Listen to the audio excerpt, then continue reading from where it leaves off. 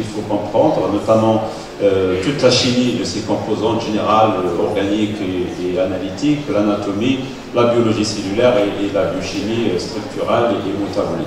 Je pense que tout professionnel de santé qui est amené à prendre en charge les patients et une population dans ce domaine doit maîtriser un ensemble d'outils scientifiques et un ensemble d'apprentissages dans ce sens.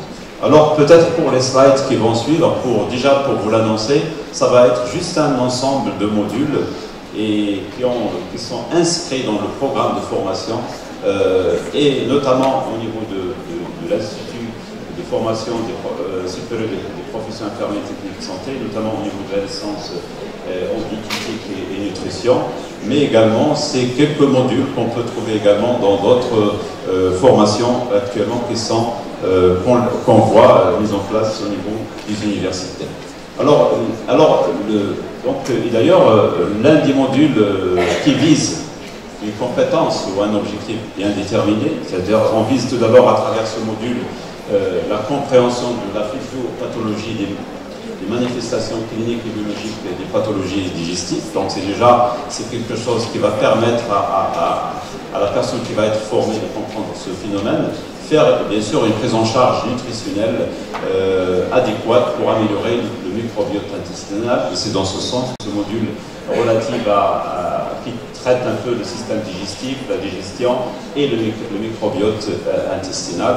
Donc ça c'est un aspect très important. Ça va rafraîchir un peu la mémoire à nos étudiants par rapport aux modules qu'ils ont déjà étudiés au niveau de notre institut.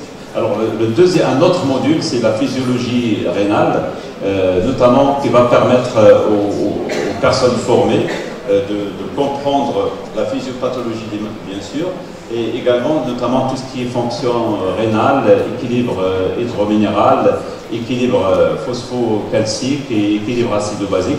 C'est quelque chose qui va permettre à la personne de comprendre tous ces phénomènes de manière très concrète. Un autre aspect qui n'est pas des moindres, qui n'est pas aussi, d'ailleurs tout à l'heure, la personne qui a fait le témoignage avant moi, donc parler un peu d'un aspect relatif à tout ce qui est immunité, donc que ce soit génétique et épigénétique. Donc c'est l'occasion également de parler du système nerveux, notamment c'est pour comprendre un peu la relation entre le système de la défense et de la micronutrition. Et c'est pour un professionnel de santé comprendre et comment savoir prendre en charge des personnes sous stress chronique avec des répercussions intestinales. Donc ça c'est l'un des objectifs de ce module.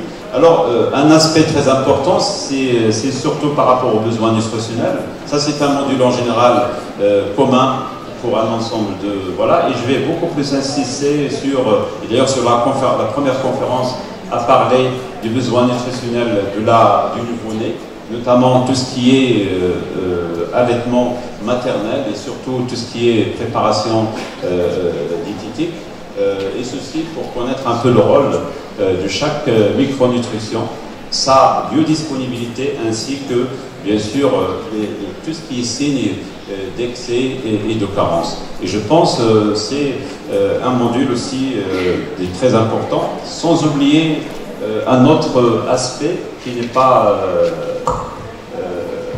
oui.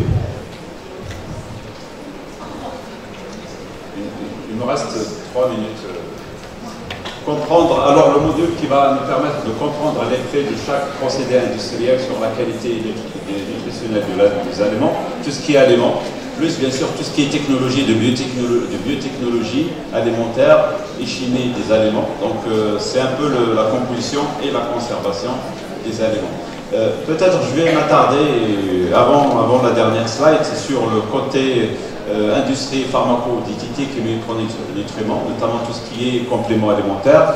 Et je pense tout à l'heure les collègues du ministère de la Santé, ils ont parlé de tout ce qui est aspect législatif relatif aux compléments alimentaires et aux produits destinés à une alimentation particulière.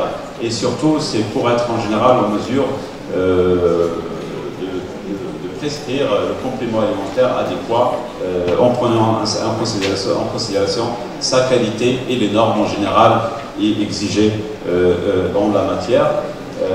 Donc voilà, donc l'avant-dernière slide, c'est par rapport à la formation. Tout à l'heure, j'ai insisté sur la formation de base au niveau de la formation diététique et nutrition, mais à côté de ça aussi, nous avons un ensemble de formations médicales et formations en sciences, en public et en privé, notamment sous forme soit de DU, soit de master, et ça traite en général tout ce qui est alimentation, santé, micronutrition, nutrition et ainsi de suite. Le plus important à travers ces formations, c'est la promotion des bonnes pratiques sanitaires en encourageant par la formation le retour à une alimentation saine et l'utilisation des compléments et micronutriments, donc la promotion d'une manière générale des modes de vie sains. Donc ça c'est en fait effectuer des prescriptions plus des contrôles et à travers des conseils alimentaires. Je pense que là, au-delà de la formation, il y a un ensemble d'actions, comme j'ai dit, de formation continue et d'actions de recherche qui doivent être toujours faites d'une manière systématique. Il y a de formation définitive à chaque fois en fonction des nouveautés et des actualités et des préoccupations de la population. Et je pense que la recherche et la formation continue peuvent également jouer un rôle dans ce sens. Voilà, donc c'était un peu l'essentiel de ma présentation et je vous dis merci beaucoup. Merci professeur pour